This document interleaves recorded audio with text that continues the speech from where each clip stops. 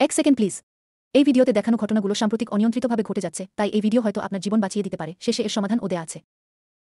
একটা শ্বাস, একটা ফু, আর মুহূর্তের মধ্যে আপনি নিজের উপর থেকে নিয়ন্ত্রণ হারিয়ে ফেললেন। আপনি হয়তো হাঁটছেন রাস্তায়, হঠাৎ কেউ কাছে এসে মুখের সামনে কিছু ছুঁড়ে দিল।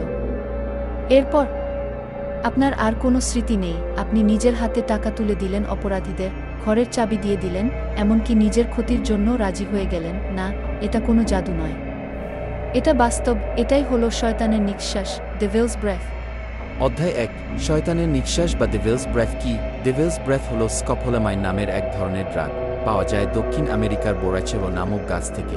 সাধারণত গুঁড়ো আকারে ব্যবহার করা হয়। ডাকনাম শয়তানের নিঃশ্বাস, কারণ এটি মানুষের মনোমস্তিষ্ককে মুহূর্তে দখল করে নেয়। বৈজ্ঞানিক দিক, স্কপোলামাইন মূলত অ্যালকালয়েড কম্পাউন্ড।